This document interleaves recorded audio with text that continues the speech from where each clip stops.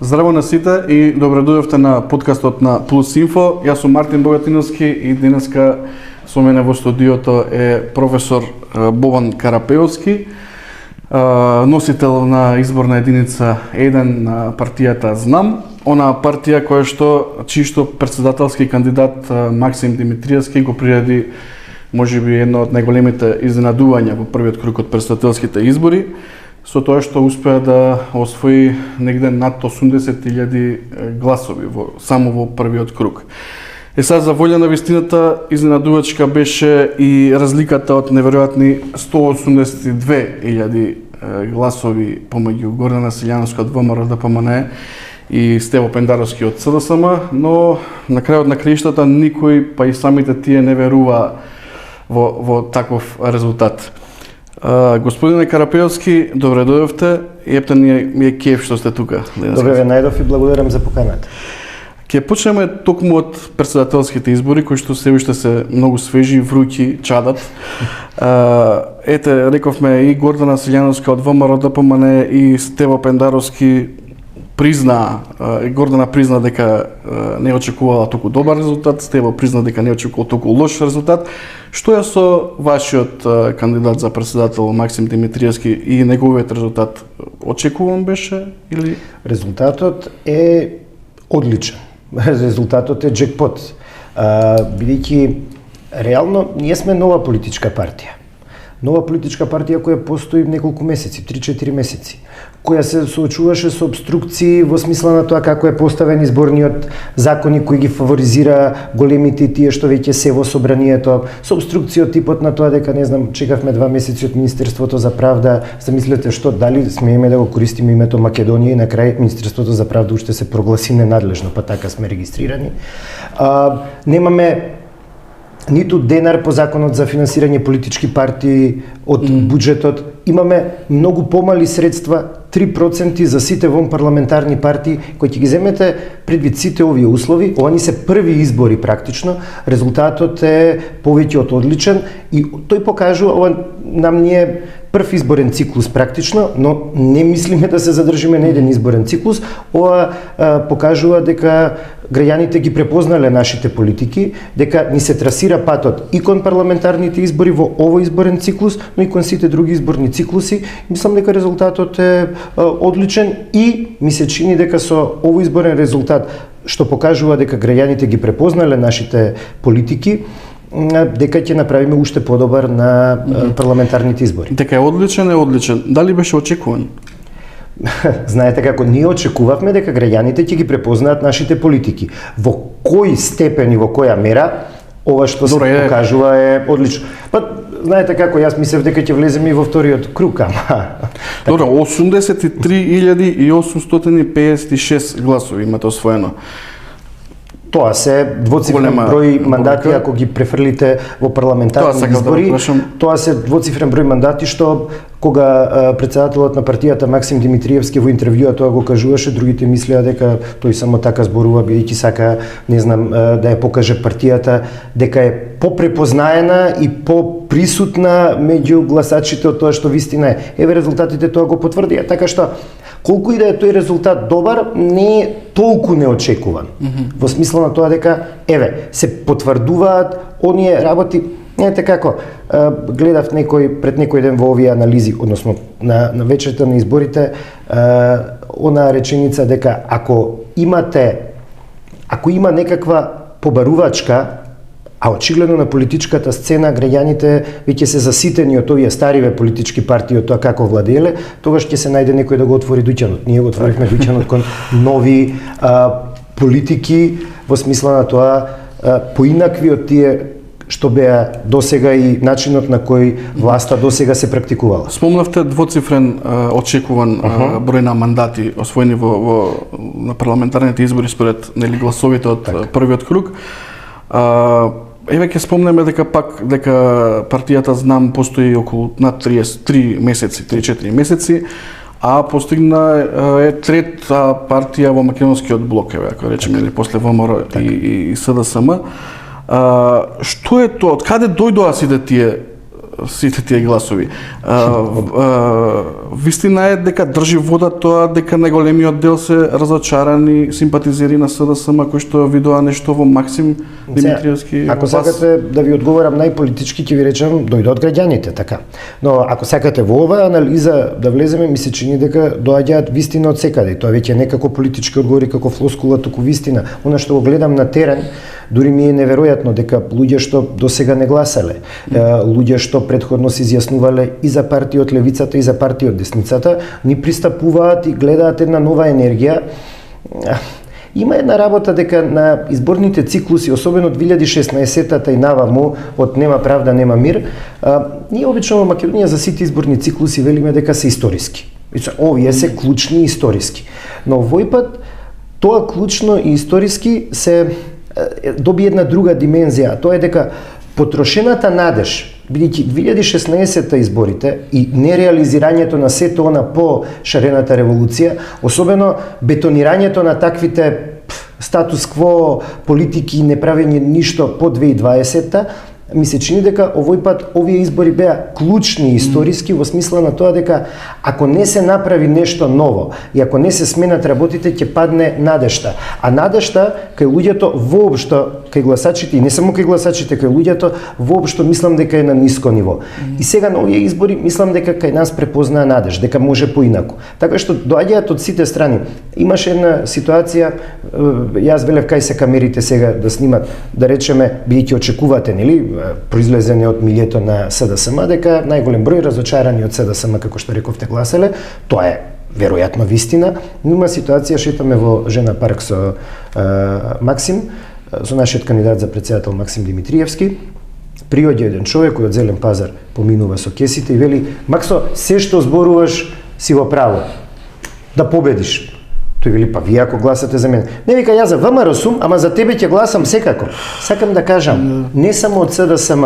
Јас се смеев кај се камерите сега и ова да го забележат, за уште еднаш да покажеме дека ни пристапуваат, бил човекот за ВМРО, но препознава дека тоа што го зборува Максим е она што вистина и треба во овој момент на Македонија. Се разбира дека ние идеолошки сме центар лево и дека има некоја логика да претпоставувате дека поголемиот број гласови припаѓаат на таа некоја полева идеологија која традиционално е околу СДСМ, но вистина ни пристапуваат сите.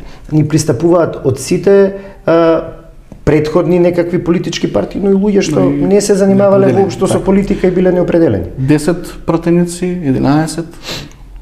Не можам да лицитирам со бројки, навистина, мислам, знаете како почнаа да се зборува, аналитичари веќе прават дали пресметки колку би освоиле, што би веројатно и вие во партија имате нешто. Ако ги префрлите овие броеви во добиени за председателскиот кандидат, дека би се повториле во иста мера за политичката партија Движење Знам за наша Македонија, тогаш веројатно ќе дојдете до таква некоја 10+.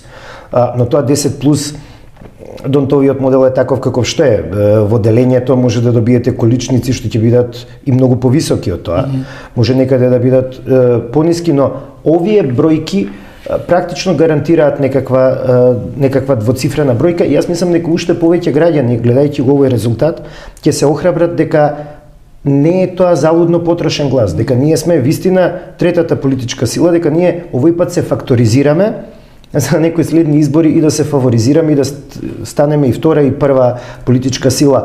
Се разбира, за тоа да се случи граѓаните, освен што сега не препознаа волку голем број, треба да видат и како ќе се однесуваме и во законодавната власт во собранието и какви предлози ќе имаме и како ќе се однесуваме на политичката сцена, бидејќи ние почнавме практично од 0 гласови, така, ние на минатите избори не постоевме, така што не можам да ви кажам бројка сега 15, ја ќе ви кажам 35 и тоа се разбира дека веројатно ќе биде нереално, но најважно е да не препознаат.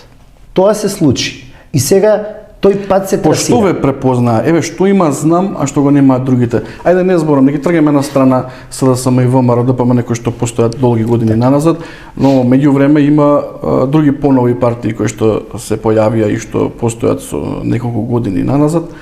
А знам постои само 3 месеци. и постигна далеку поголем резултат отколку овие другиве. Што беше тоа што го имате вие, што го немаат другите? Идеите и програмата, а тие доаѓаат од луѓето. Ние имаме поинаков ков луѓе веројатно. Едно од нашите основни цели е вистинските луѓе да бидат на вистинското место. Да престанеме да бидеме држава каде што политиката се сваќа како скеч од К15, каде што везирот и султанот си ги ставаат луѓето во владата, таму каде што не припаѓаат природно и за областите за кои не знаат. Ние решивме да одиме со една релативно во денешно време може да кажеме млада листа, но таа е веќе стара ако гледате низ историјата како се практикувала политиката, но луѓе кои се докажани во своите области.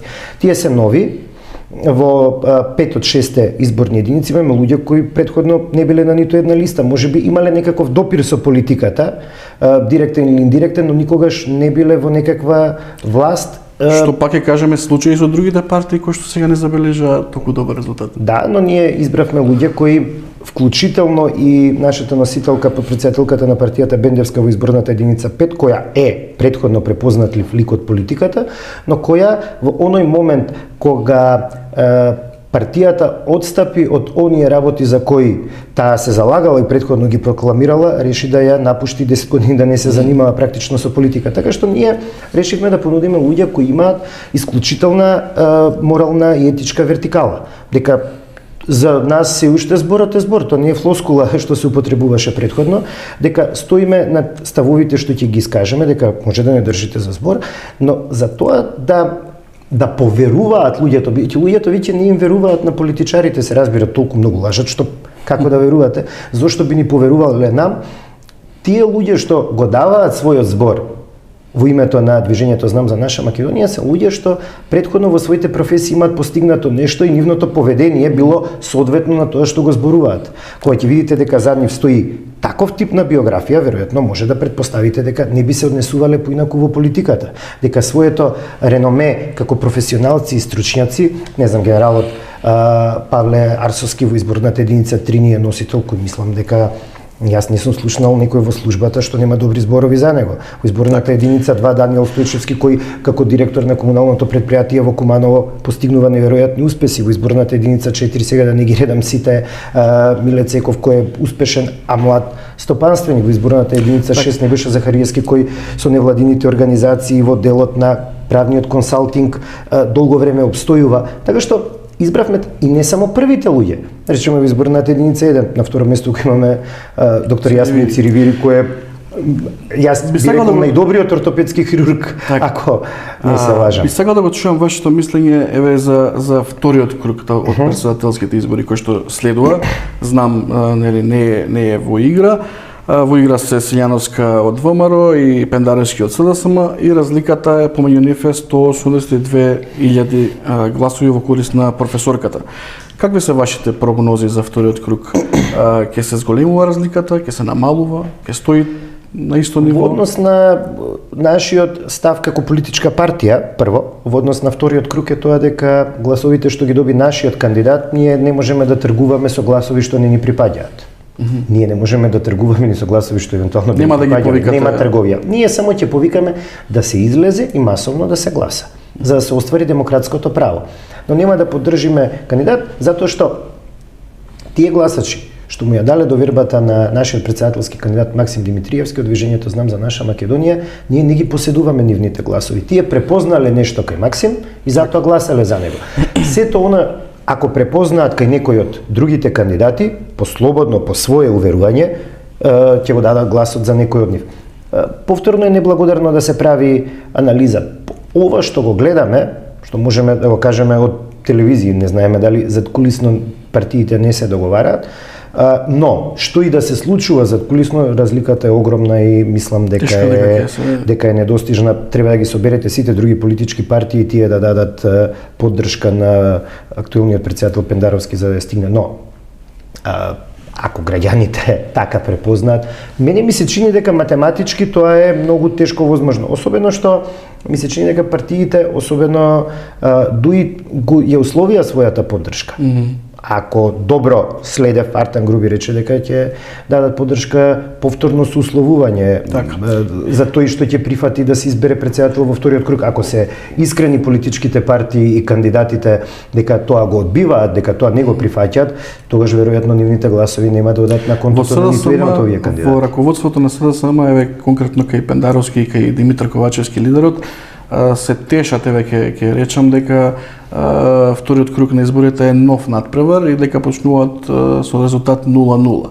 Сега ако се подсетиме на она старо правило на УЕФА, користејќи го тој фудбалски речник, дека ако дома еден тим победи со 5-0, тоест загуби со 5-0, потребно ќе му биде на гости да победи со 6-0 најмалку за да помине фазата, нели, да се пласира понатаму.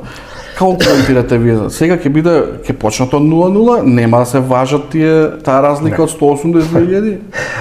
Како што рековте, да, ќе почне тој надпревар од 0-0, ама имате претходен надпревар што завршил 5-0. Така што ова се игра на два надпревари. Не може да биде 0-0. Луѓето еднаш веќе кажале. Претходните анкети можевме да ги оспоруваме. Да велиме дека во Македонија е една од ретките земји каде што анкетите наместо да се сондира или да се истражи јавното мислење се користат за да се креира јавното мислење.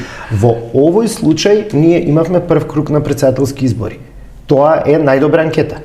Што ќе се случува во вториот круг и на парламентарните. Луѓето се изјаснија гласајќи. Така што јас не знам како тоа математички тоа е така. Надпреварот е од 0-0, ама политички не е така. Политички веќе еднаш сте имале гласање во 2 недели, мислам, јас не знам, во 2 недели зарем вие може диаметрално да го промените своето мислење, сте гласале за еден кандидат и да гласате сосема спротивно од тоа. Не верувам дека така луѓето може да го променат своето мислење. Мислам дека политичарите бидејќи така го менуваат своето мислење, преку ноќ мислат дека и сите граѓани така преку ноќ ќе го променат своето мислење затоа што тоа не им одговара. Да се согласивме дека разликата помеѓу двата кандидати е огромна. Ќе се согласите вие со пораката што ја упати Максим Димитриевски, лидерот на ЗНАМ, кој му порача на Пендаровски да се откаже од вториот круг? Треба да се откаже? Тоа беше повеќе метафорички. Димитриевски мислеше да се откаже, ама има втор дел, да се откаже во име на тоа левата идеја да продолжи да живее и да не остави да победиме нас. Бидејќи вели и оставете не да победиме. Оставете на да победиме мисли на движењето ЗНАМ, се разбира така. Така што тоа беше повеќе метафорички во смисла повлечете се од оваа битка за да оставите вистински, да оставите простор, тој што го држите, што СДСМ и Пендаровски во моментот го држат на некој лево или центар лево, оставете го тој простор бидејќи онака зафаќате еден простор каде што веќе природно идеолошки не припаѓате. Јас така повеќе ја сваќам таа изјава бидејќи како може да се откаже во вториот круг, мислам формално правно сега зборувам. Затоа ми се повеќе метафорички. 80.000 разлика. Па добро, ако се откаже ќе нема цензус, така ќе испадне дека бега од надпреварот. Тоа е како да истрчате и да речете ја земете топката и да речете не си играм, така бидејќи губите 5-0.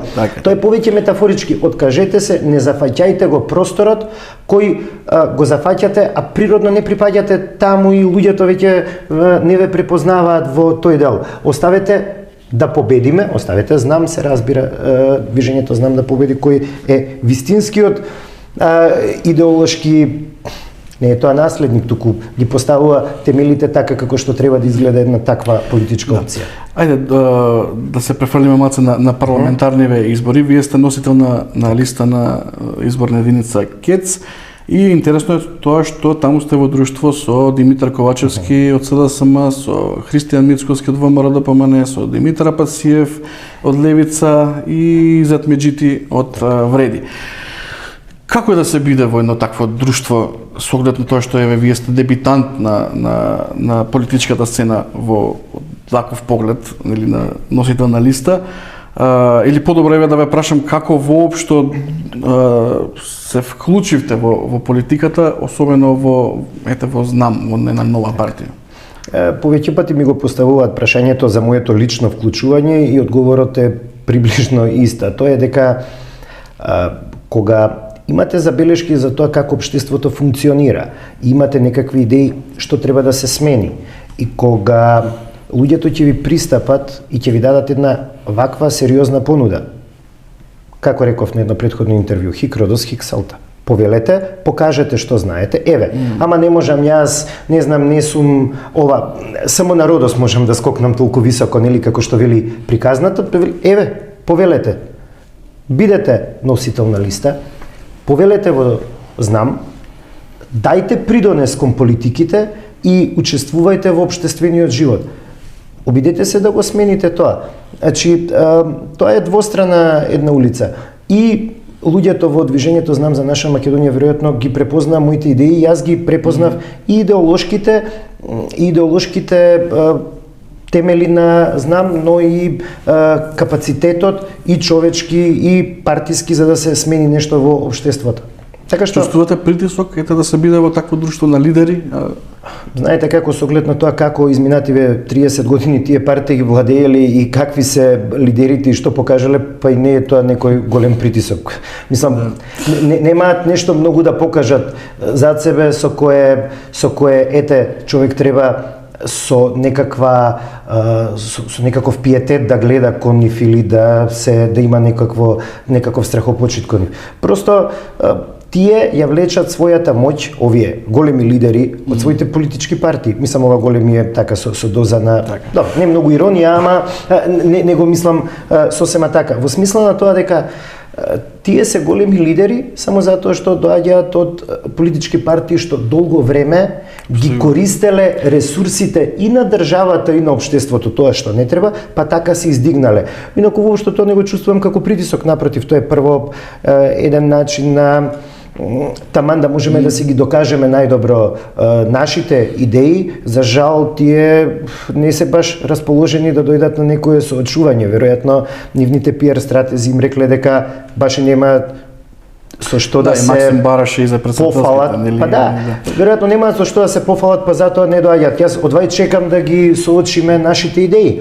Не да ги соочиме нашите, не знам, да се караме како што вообичаено луѓето, знаете, исто тоа ми викаат. Ама не си доволно агресивен. Јас не одам да се карам. Јас одам да ги соочиме нашите идеи. Тие за жал не доаѓаат да ги соочиме нашите идеи и затоа што така ќе се соочат со тоа што го направиле досега. Кога ќе ги соочите, ќе видите една голема нула од направеното, дури минус понекаде. Гледајќи низ призма на освоените резултати гласови од првиот круг на претседателските избори и очекувањата дека ќе имате добар резултати на парламентарните избори, ви порасна драстично шансите да влезете во собрание како пратеник, како носител на листа. Имате ли представа што потоа? Еве, бидувате пратеник во македонското собрание, што потоа? Во една прилика вие во неформален разговор рековте дека ќе се стремите кон тоа да бидете еден нетипичен македонски политичар. Што значи тоа нетипичен македонски политичар? Тоа значи да не лаже прво, затоа што типичен македонски политичар луѓето го доживеа дека многу лаже. Значи, кој лаже, тој краде, нашиот народ така рекол. Значи, типичниот македонски политичар, ние се повеќе граѓаните тоа го прифаќаат како веќе аксиома. Тоа не се докажува. Ако е политичар, тој мора да лаже. Тој мора да биде агресивен, да се кара со другите, да не дава идеи туку на чисто вака на реторичко рамниште да ве добие циркус, евентуално, да направи еден циркус, да не знам, да го привлече вниманието не ниту со дела, ниту со нешто паметно кажано, туку просто да го привлече ете така на еден екзибиционистички начин. Или тоа треба да биде агресија, или тоа треба да биде понижување на противникот, или тоа треба да биде кавга. И многу лажење. Денес едно, утре друго. Си ги менуваме ставовите преку ноќ. Мислам дека нетипичен македонски политичар, а тоа е вистинскиот, сега ова е веќе фраза, нели, слуга на народот, треба да биде човек што ќе ги представува граѓаните и нивните ставови и тие што го поддржале со тоа што го кажал и во кампањата и потоа како став. Сега видите, знаеме дека не може вечно вие да имате исти ставови, тие еволуираат во ред, не може преку ноќ вие драстично да отидете на некоја друга страна. Тоа стана секојдневие во Максим Димитриевски нетипичен политичар македонски. Максим Димитриевски е сосема нетипичен македонски политичар, барем така покажуваат неговите дела во Куманово. И тоа што не ветил, остварува на локално ниво. Јас локалната политика во Куманово не ја знам во детали, ама тоа е неговата препорака, така. Неговата препорака вели вака, зема општина што е не знам точна бројка, но мислам над 10, 13 или 16 милиони евра задолжена, а во моментов сигурно на сметката има 6-7 милиони во плюс. Значи за 6 години 20 милиони евра, груби се бројките, знаете, може сега да ме фатите дека е плюс или минус. Не ја знам локалната политика во Куманово. Имате повеќе проекти отколку тоа што е во кампањата ветено. Тоа е нетипичен македонски политичар. Човек што ќе направи и повеќе од што ветил, тоа нема да им го избива низ нос на граѓаните, видете, нема да се фали, туку тоа му е работа. Така. И тој само си ја врши работата. Проблемот е што предходно не си ја вршеле очигледно луѓето работата во нашата политика. Тоа е нетипичноста и тоа е начинот на кој ние би се раководеле и кога би биле некоја централна власт или барем во собранието, каде што е известно дека ќе влеземе со сериозен број пратеници што можат да креираат некакви политики. Ние треба да бидеме на страната на граѓаните и ние сме граѓани. Политичарите се граѓани. Ако е убаво место за живење државата, ако го направат, и ним ќе им биде убаво. И на нивните најблиски ќе им биде поубаво. Ќе ги имаат привилегиите на власта и без многу крадење и без крадење воопшто, верували или не, може добро да се живее ако се направи државата убаво, општеството, земјата убаво место за живење. И сега ова звучи така како што звучи, бидејќи сме научени дека тоа се лаги. Ајде да се обидеме поинаку. Ајде да се обидеме ова да биде вистина што го зборува. Ајде еднаш да се обидеме, да видиме дали може да се направи целокупното општество подобро. Се сите луѓе се како велат тоа расиплива стока, нели? Да, можат луѓето да се расипат. Не се направени, никој не е од челик направен од материјал, но ајде да се обидеме со луѓе што знаеме дека досега не се расипани и не направиле беди. Добре, го спомнавме Максим Димитриевски и македонскиот народ многу добро го памти неговиот настап пред неколку години, беше тоа на бугарска телевизија на дебата каде што парче ги направи бугарите кога стануваше збор за македонските национални интереси. Лавовски се бореше сам против сите во студиото и чинам дека тогаш ги придоби сите најголемиот дел од симпатиите кај македонските гласачи, па и сега се одрази и тоа на изборите. Но неколку години после тоа партијата на Максо, вашата партија, станува сериозен субјект политички во земјава, кој што треба еден ден да носи одлуки токму за тоа прашање со бугарите, со уставните измени. Како стоиме на тоа поле? Ке се прави нешто или сепак останувате на тоа да првен Македонија во ЕУ, па после уставни измени? Прво се надевам дека тоа дека не сте во право, дека ги добил сите симпатии Максим Димитриевски само со тој настап. Се надевам дека и со неговата работа, и со посветеноста и пожртвуваноста, и со тоа што го прави во Куманово, и со решителноста воопшто во однос на сите работи кои го тангираат македонското општество.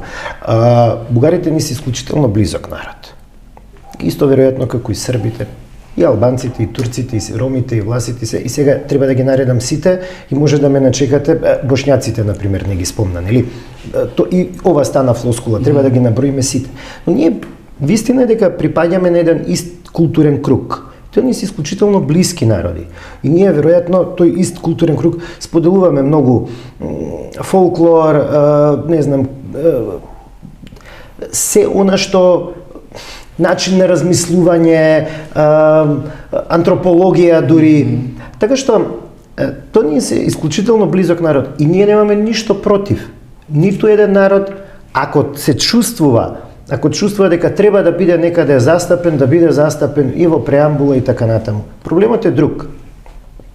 Проблемите се неколку всушност. Првиот е дека ние сме пред ова искушение со промената на уставот под притисок.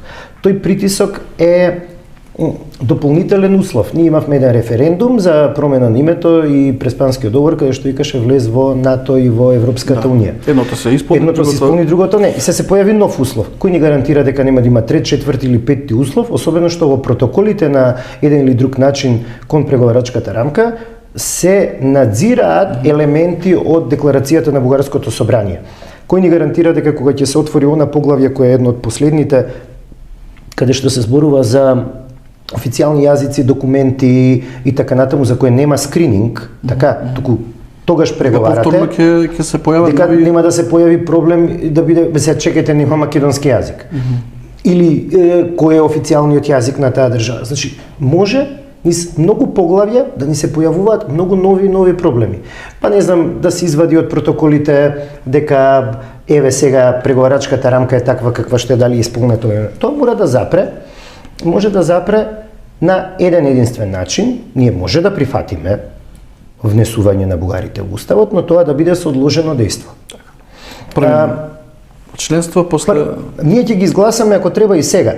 Во 5 приоритети на нашиот претседателски кандидат Максим Димитриевски, а тоа е и од приоритетите на движењето Знам за наша Македонија, стоеше во првите 200 дена дека тој ќе иницира уставни измени за внесување на бугарите. И не само бугарите, таму беше и црногорците и хрватите, мисля, во уставот, но со одложено дејство. Дејството да биде во оној момент кога ќе влеземе во Европската унија. Така ќе се заштитиме дека нема да има дополнителни услови. Што ако има дополнителни услови, па ова нема да стапи на сила, така. Понатаму Христијан Мицковски ова го презеде како една од ВМРО ДПМН е една од идеите. Ја плагираше нашата идеја, но нема проблем. Тоа што е добро за државата, ние даваме слободно нека го преземат, камо среќа да го преземат сите политички партии. И уште една работа на која инсистираме во односите со Бугарија, тоа е дека мора да има некаков реципроцитет. Тоа сакам сега да ме прашам. Тој реципроцитет нека биде барем на рамниште на почитување на пресудите на Европскиот суд за човекови права. Видете, тоа дури не е реципроцитет. Тоа е обврска на бугарската држава како членка на Европската унија, како дел од едно семејство што ги споделува вредностите. Имате суд што вели, луѓе, сте прекршиле многу работи, спроведете ги, не ги спроведуваат. И некој ми рече некаде, па и ние не стоиме добро со спроведувањето. Па ние треба да ги спроведуваме одлуките на Европскиот суд за човекови права, не дека ние не треба.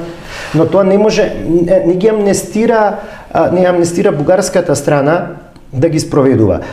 Не може, и сега, реципроцитет не може во бугарскиот устав да има македонци, бидејќи не бил таков тип на устав.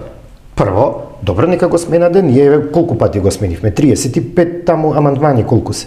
Во колку наврати го имаме именувано поради. Второ, еве, во пракса ќе значи тоа нас ако стоиме во бугарскиот устав како македонски народ? Нема да го спроведат, нека ги спроведат еве само пресудите на Европскиот суд. Ќе им значи на македонците што живеат таму, ќе може да имаат своји клубови, на еден начин ќе биде признаено нивното постоење. Тие постојат. Так. И ако постојат, јас не знам што е толку голем проблем да се признае реалноста. Луѓето тамо постојат, живеат и се чувствуваат така како што се чувствуваат. И се вие им викате не, вие се чувствувате така, ама не е тоа баш така. Да. Тоа сте, ама не сте тоа. Сега вие не знаете, јас ќе ви кажам што е. Како што во Македонија луѓето што се чувствуваат како бугари се бугари. Тоа е тоа. Тоа се вели национално чувство. Луѓето се чувствуваат така како што се чувствуваат. И не може вие да им кажете дека така како што се чувствуваат, во заблуда сте. Сега вие сакате, ама не знаете што сакате. Не може тоа така. Така што нашиот став е таму чист и конзистентен цело време.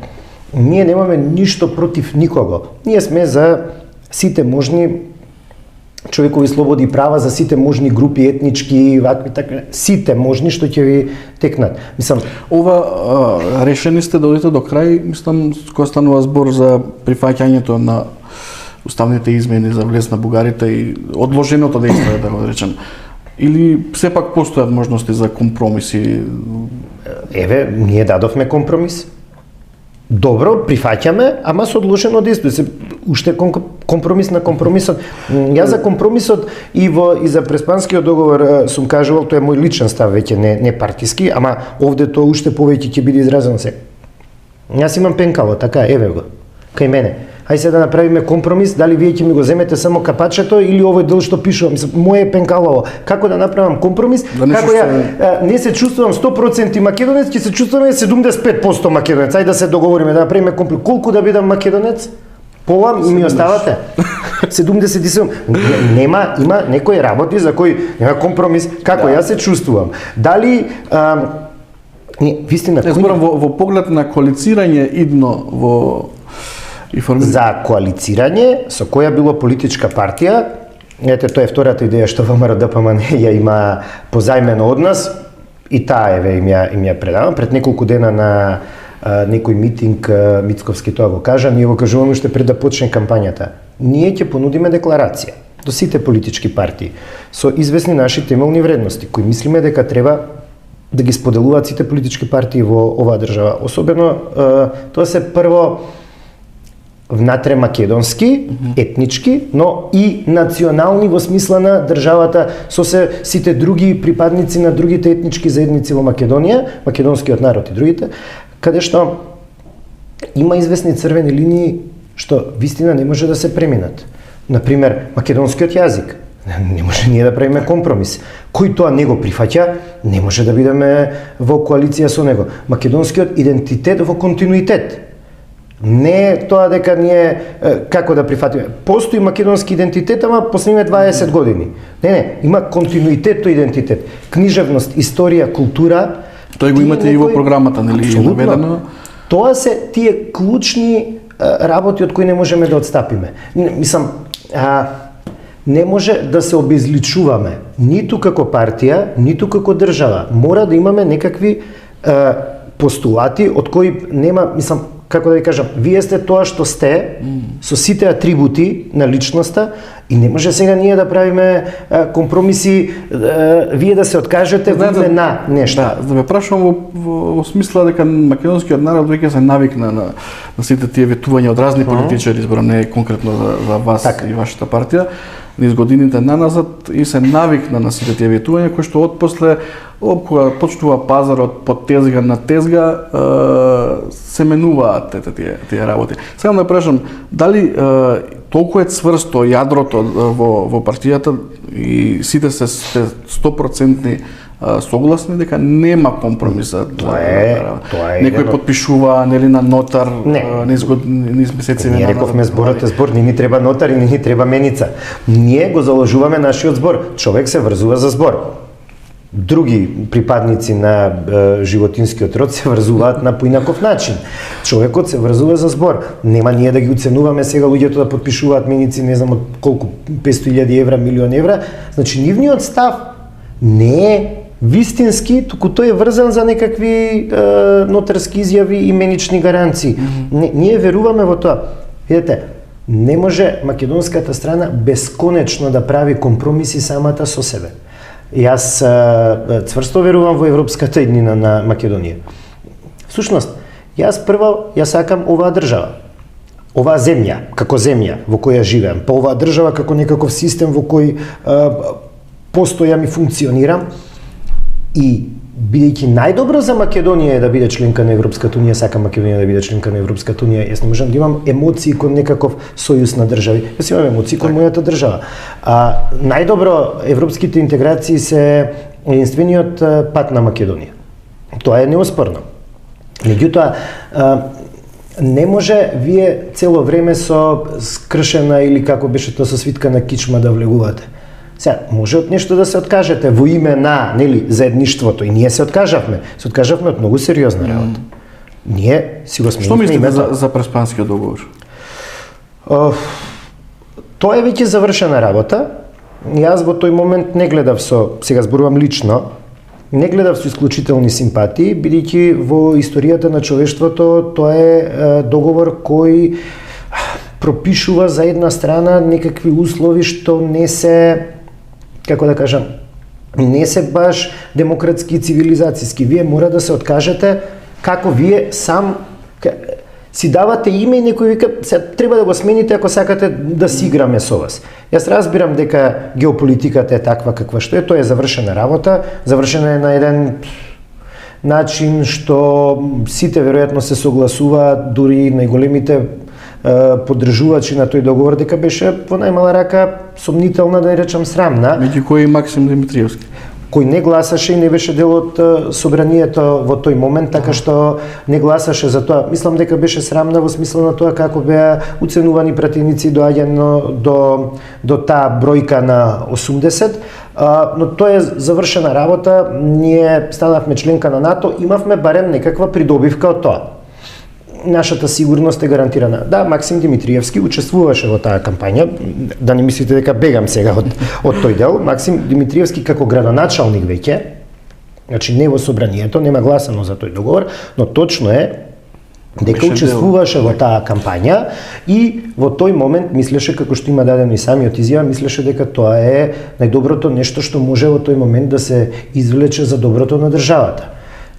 Сите од денешна перспектива гледаме дека тоа ни донесе еден дел, 50% од тоа што ни беше ветувано на телевизија. Мислам на телевизија велам затоа што не знам како, дали тоа вистина било вака договарано некаде. Но гледаме сега од оваа перспектива дека можеби требаше во тој момент да се размисли за сите можни аспекти дека може да ни се случува ова што се случува. Дека ние вториот дел од референдумското прашање практично не можеме да го затвориме, бидејќи ни се појавуваат нови услови. И тоа може да трае до бесконечно. Знаете, може четврта држава утре да излезе, петта, велам четврта, бидејќи по Грција тоа на извесен начин за преговарачката рамка беше Франција, па сега е Бугарија, и тоа може сите сега земји членки на Европската унија. Во кампањава имаше неколку политички партии кои што повика дека ќе се стремат кон тоа да го укинат преспанскиот договор. Постојат шанси за такво нешто? За се постои шанса, знаете како постои шанса сега и да не погодиме теорема е мала по теоријата на веројатноста. Не е паметно. Договор, тоа е меѓународен договор што Македонија го прифатила на овој или на оној начин, со ваков или со онаков референдум.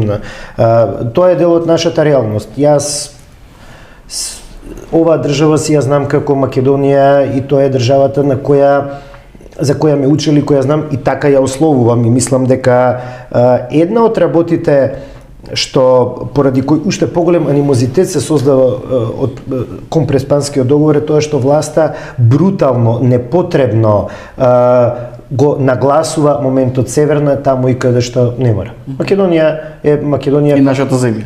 И нашата земја, знаете како па не викаат грците сега дека Хеленската република постопат. Има и неофицијални имиња. Ние ја знаеме Македонија како Македонија. Сакам да кажам дека да не бегам повторно, да не мислите од одговорот. Мали се шансите, но историјата на човештвото покажала дека се може да се преговара одново и одново. Во овој момент имаме цврст договор за кој нешто сме добиле за возврат. Сме добиле сериозни безбедносни гаранции така што сме дел од НАТО. Тоа е реалноста, но не мора тоа безобразно да се форсира во смисла на името и така натаму. Ние, гледате, и тој договор не го искористивме. Таму има и добри одредби. Например, промената на документите и на документи воопшто во администрацијата, постепено со отворањето на поглавјата. Ние покажавме веројатно добра волја, така велеше премиерот Заев, ми се чини, тогашен, се да смениме наеднаш. Ние немаме во функционирањето контра што да побараме од другата страна, грчката страна, нема сменето ни патокази. И сега не велам дека не треба ние нашиот дел од договорите да го исполнуваме. Ако сте презеле обврски, тие обврски треба да ги спроведувате, но не само во политиката, воопшто мора тоа да го правите умно и така како што најмногу ви одговара, за да имате нешто во тие преговори со кои ќе настапите кон другата страна. Ние покажувавме, како да кажам, премногу сервилност и таа сервилност сите ќе ве ценат.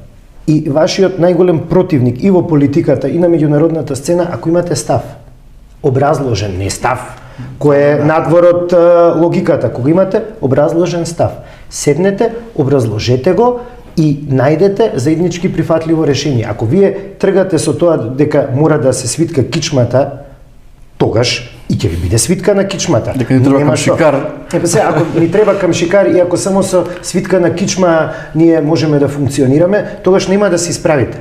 Вие во старт тргате со свитка на кичма. Мора да затоа нашата програма за парламентарните избори се вика проглас за достоинствена Македонија. Од една страна асономскиот проглас, од друга страна дека треба да го вратиме достоинството. Луѓето го губат достоинството, меѓу другото затоа што цело време ни се сервира дека ќе се случи нешто апокалиптично ако ние сега не постапиме само вака и никако поинаку. И тоа не го кажуваат нашите странски партнери. Не, тие секогаш ќе внимаваат и за вашите интереси. Тоа ни го кажуваат домашните политичари за да можат после да се впуштат во корупција, да се впуштат во непримерно владење под превезот на чекајте сега ние имаме некои посериозни странски, не знам, меѓународни односи за средување. Ето е тоа.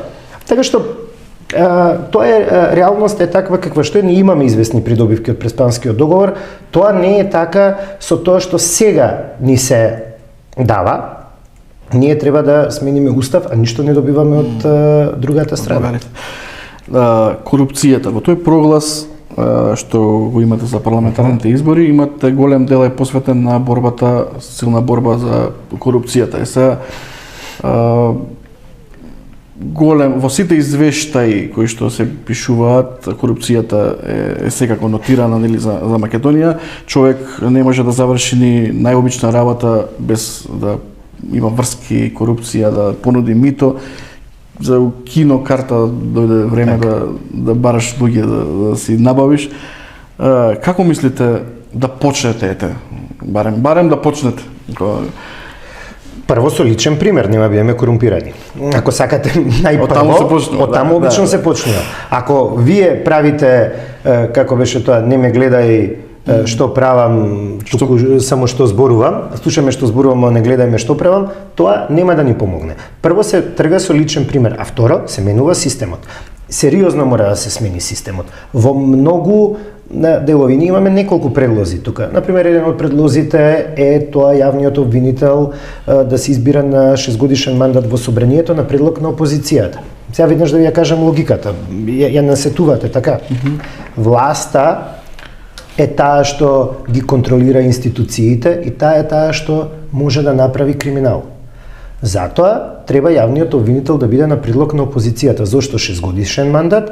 За да навлези во следниот мандат, затоа што во првите години и овие другиве може да почнат да прават нешто, па да дојде од следната опозиција, така да се преклопува, да има контрола. За жал мора со контрола. Второ, ние за такви злоупотреби мислиме дека казните треба да бидат ригорозни. Прво, со собствен пример да прикажеме дека тоа не треба да се прави, не мора да се прави, не треба да се прави, не смее да се прави, а второ, ако некој веќе прави дека минималната казна за тие злоупотреби треба да биде 10 години затвор, минимум. И да се вратат оние одредби од кривичниот законник што беа укинати во собранието веројатно со меѓусебен договор, едните да гласаат за, другите да им направат кворум, бидејќи така се спасуваат сите. Злоупотреба на службената положба и властвување, го слушам председателот Пендаровски рече, ама тоа беше каучук норма. Демек можело да се растегнува и се да се става внатре. Поправете ја нормата во тој случај. Не го укинувајте. Ете, која е таа логика?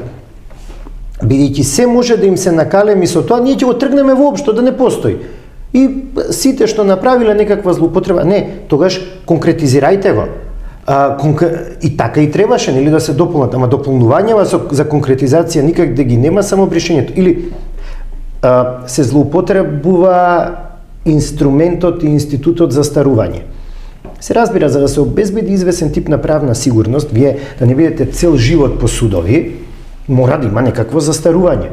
Ама овде застарувањето стана инструмент за избегнување на правдата, не за правна сигурност. Обично тоа е за правна сигурност, да не ве влечам ја по судови 100 години и никогаш да не знаете по потреба да ви активирам нешто што ќе ви стои, мора да имате правна сигурност. Што стана кај нас? Наместо тоа да придонесе за правна сигурност, е инструмент за избегнување на правдата. Ќе гледаме и законски, но и со тоа што ќе се смени системот во смисла на и луѓето и Тоа начинот сакам да на ја кажам, системот се луѓето. Како да ги снемиш системот е луѓето? и луѓето, значи тоа е системот се и нормите, системот е и начинот на организирање и функционирање, но се и луѓето. Мора да се направи нешто Само во со тој дел. казни, ригорозни? Не. Се разбира не. Под луѓето мислев на тие што се во правосудниот систем, така во обвинителството и во судството. Сега треба да тргнете билки од таму. Ако 3 или 4% е довербата, тоа значи дека вие мора да го реформирате тој систем. Јас го избегнувам зборот реформи патем, особено во образованието. Еве да земе администрацијата, која што е крца од луѓе. И еве балансерот, да го земеме. Укинувањето на балансерот би завршило работа до некаде? Во однос на администрацијата, ние во делот на образованието тоа го имаме предвидено, но тоа важи за администрацијата. Најдобрите студенти, најдобрите 200, ние велиме секоја година треба да бидат вработени или во научните установи, значи во високото образование и во науката, или во државната администрација, бидејќи мора ние да ги мотивираме луѓето во образованието и во администрацијата да бидат најдобрите. За таа да функционира најдобро за сите нас. Значи, најдобрите да ги учат нашите деца и најдобрите да ни бидат услугата и сервисот. Тоа е едниот начин. Во однос на балансерот, прво, балансерот е една исклучително несреќна, ако ме прашате, работа, бидејќи Охридскиот договор предвидува правична застапеност, непропорционална. Ние правична и пропорционална ги смешавме изгледа тие поими. Таму били правична застапеност. Што значи правична застапеност? Вие се декларирате како еским и тоа што се декларирате како еским не може да ви биде пречка за да работите во Министерството за одбрана. Но тоа не значи дека Ниту па може да биде предност. Но тоа не значи дека треба да ви биде предност.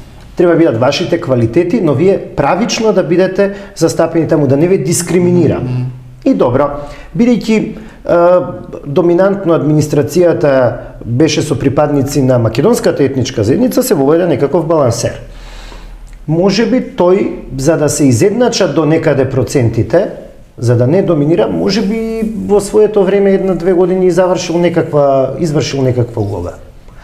Во истовремено, веројатно, многумина и дискриминирал, биле подобри, сега, а не успеале. И се почна тоа да се первертира. Вие ќе се пишете албанец, јас ќе се пишам ром.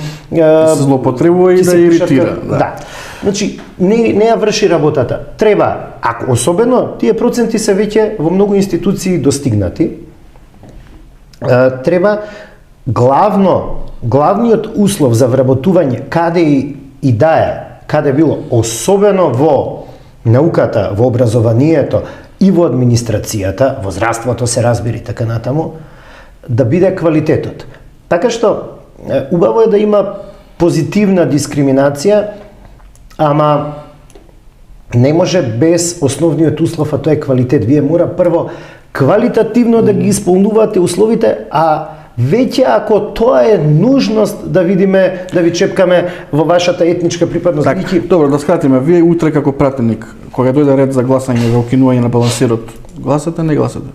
Да, апсолутно да се укине. Јас лично сега, ако ме прашувате, да се укине балансерот, да се стават други некакви можеби одредби со кои ќе се гарантира дека најквалитетните, независно од етничката припадност, ќе бидат вработени. А не да им се дава предност на некој затоа што во некој случај, и сега ние тоа го сваќаме само од друга страна, дека се фаворизираат албанци, турци, срби, роми, власи и така натаму на сметка на македонците. И бошњаците, да. Да не ги заборавиме. Но понекогаш има и обратна дискриминација. Мора да биде македонец на тоа место за да се задоволи. Може би е подобар кандидат некој што е албанец, некој што е турчин. Значи, квалитетот треба да биде пред се. И да не биде важно, односно да биде во 10-ти, во 100-ти план, ако воопшто треба да биде во некаков план, тоа како човекот, и тоа се вика национално чувство. Вие денес може да се чувствувате едно, утре друго, задутре трето, позадутре надвор од сите етнички заедници што се можеби пишани во преамбулата на Уставот. Принеска бе прашав со кој би коалицирала партијата, знам, во формирањето на влада, рекоте дека се уште е рано и дека нели ние сега сме во коалиција со народ и за секогаш ќе останеме сигурно во коалиција со народот. Би коалицирале со оние, претпоставам, кои што би ги прифатиле вашите услови, црвени линии. И темелни вредности, не само црвени линии, значи, видете, ние имаме известни темелни вредности. Тие се и декларација врзана за македонските национални интереси, но имаме и некои темелни вредности. Тие ќе им бидат дадени на увид на сите политички партии. Оваа декларација, независно од коалиција, таа ќе биде понудена до сите политички партии. Така беше во Куманово, како Максим Димитриевски победи на последните избори. Сите политички партии застапени во Советот ги повика во име на граѓаните да коалицират и заедно да бидат за проекти такви какви што ќе бидат во Советот. Некои партии прифатија, некои одбија. Кажавте со кого ќе би коалицирале, ете, а пред некое време кажавте со кого не би коалицирале. Ја веќе пред неколку дена се сретнавте со вице-премиерот Бојан Маричич, што сме случајна средба, нели, рековте кај млечниот ресторан. И изјавивте, веќе цитирам, и покрај тоа што СДСМ има прекрасни членови и симпатизери, сепак со ова раководство нема да можеме да соработуваме и да коалицираме. А Бојан Маричич е дел од тоа раководство. Така. Тоа значи дека можеме да ве видиме во иста коалиција со СДСМ само ако ги нема Ковачевски, Маричич, Спасовски? Таму се случи, ако ви интересира и за средбата, како шлагворд на прашањето, случи една многу интересна средба. Јас Бојан Маричич го знам долго време и го сметам за пријател, се уште. И се сретнавме случајно, си разменивме програма, тој објави статус на Facebook во кој рече дека ни раскажал како ќе влезе Македонија во Европската унија до 2030 и дека е многу среќен што ние сме го смениле нашиот став во врска со уставните измени. Нашиот став, тоа е негов став, кој всушност ни го припиша нам. Ниту се зборувало за тоа, ниту ние го менуваме нашиот став. Тој е исклучително конзистентен. И после тоа Маричич направи еден спин. Го сретнувате на улица после тоа? Не го сретнав.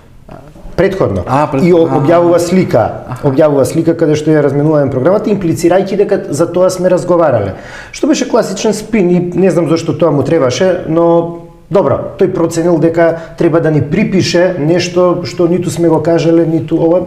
Исклучително ми е жал што го направи тоа, бидејќи просто е невистина. Сега се враќаме на еден друг дел од муабетот, дека не треба да кажуваме невистини, тоа не е добро. За жал, ова раководство на Социјалдемократскиот сојуз е исклучително корумпирано, како што кажуваат извештаите, не направи многу за корупцијата, не помогна државата да отиде напред, не водеше сметка за многу македонски национални интереси, направи македонците да се чувствуваат како граѓани од втор ред во својата држава. Така што и покрај тоа што јас знам многу луѓе кои се искрени поддржувачи на СДСМ, кои ја имаат таа идеологија, кои се прекрасни луѓе, но се повеќе луѓе знам што и таа вистинска условно СДСМовска идеја од некогаш ја препознаваат и во движењето Знам за наша Македонија. За жал, ова раководство ја обезличи идеолошки СДСМ и со нив не би можеле да бидеме дел од иста владина коалиција, бидејќи просто тие немаат идеолошки компас. Луѓе со изгубен идеолошки компас и што се навлезени во многу работи кои се сомнителни, барем така ни личи. Не сакаме да изигруваме сега или глумиме органи на прогонот, не би можеле, но тоа не ги исклучува членовите и симпатизерите на СДСМ. Навистина, знам се уште прекрасни луѓе што ја поддржуваат таа идеја по некаква инерција, но се повеќе знам што го препознаваат тоа изворно СДСМ во движењето Знам за наша Македонија. Јас се надевам дека тие и ќе ни се приклучат. Дали видовте денеска лидерот на СДСМ Ковачевски го најави тоа дека ќе има избори внатепартиски веднаш по 8 мај и дека ќе има промена на раководството? Не сум видела ком тоа му е денешна изјава. Статутот на СДСМ, онолку колку што го знам, а ми се чини дека го знам, предвидува конгрес. Да. предвидуваше барем Конгрес, не знам какви им се последните измени, предвидуваше Конгрес за гласање доверба по секој изборен циклус, каде што раководството се става на тест со оглед на резултатите што ги постигнало. Тоа не значи дека ќе биде избрано ново, можеби ќе добие актуелното, ќе добие некаква доверба и понатаму од членството. Јас мислам дека ако има некакво друго раководство на СДСМ, ако има други ставови, се е отворено, знаете, но вака како што функционираат, во крајна линија, ние сме отворени за соработка со сите што и мислат добро на државата, на различни, и ако ги прифаќаат овие наши темелни вредности, кој ги прифаќа нашите темелни вредности, нема проблем, ние ќе разговараме, прифатете ги, ајде да направиме нешто заеднички добро. Секој што ќе стави подпис на тоа и ќе работи за тие работи за кои се залагаме, зошто да не? Ајде да направиме Македонија подобро место за живење. Ама мислам дека тоа нема баш така да оди, мислам дека веќе за 10 дена на парламентарните избори многу од овие искрени членови на Социјалдемократскиот сојуз, дел од изворните вистински идеи ќе ги препознаат и во движењето Знам за наша Македонија. И од тие што им остана, уште ќе се префрлат? И сега, бројката сепак не е за подценување. Така, се шалам. Зашто немам веќе време, ама би сакал да ви поставам уште едно прашање во врска со претседателските избори, затоа што, ја кажавме разликата помеѓу Силјановска и Пендаровски, таа е огромна и дека е се поизвестно дека Македонија ќе добие прва жена претседател. Не може да се одрече дека Силјановска е успешна, паметна и цената професорка на факултетот, со кои да сме разговарале од незините студенти, имаат само добри зборови, но ме интересира ваше мислење, дали е тоа гарант дека ќе биде успешна и цената претседателка? Прво да видиме како ќе завршат изборите, дали ќе биде претседател на Македонија. Првиот услов да се биде добар менаџер на некоја институција или не знам, добар ректор на универзитет, јас велам дека основната работа е тоа да се биде добар научник. Ако сте добар научник, не мора да значи дека ќе бидете добар ректор или добар декан, ама тоа е првиот услов. Така и тука, мора да бидете исклучително добар во својата професија. И тоа е првиот услов. Не мора да значи, треба да исполнувате уште 10 други услови. Ама првиот услов е тоа што сте го работеле досега да бидете успешен. Ако не сте успешен, веќе не го исполнувате ни првиот услов да влезете воопшто во таа битка. Не е тоа гаранција. Не може да биде гаранција. Треба да има исклучително тој што стои на чело на институција, особено држава, треба да има и многу други квалитети. Но не може да го немате првиот квалитет, а тоа е да сте добри во тоа што досега сте го работеле. Тоа е условот без кој не се може. Тоа е првиот услов што треба да се исполни. Откако ќе се исполни тој услов, треба да ги бараме и другите квалитети кај личноста што се залага да биде на чело на што и да е. Господине Карапеовски, ви благодарам за гостувањето и ви посакувам голем успех на парламентарните избори и се надевам искрено дека ќе останете нетипичен македонски политичар. Ви благодарам многу за поканата и се надевам дека ќе се гледаме уште долго и во други, можеби, улоги. А вие, драги гледачи, претплатете се на нашиот YouTube канал, стиснете subscribe и читајте Plus Info. Поздрав!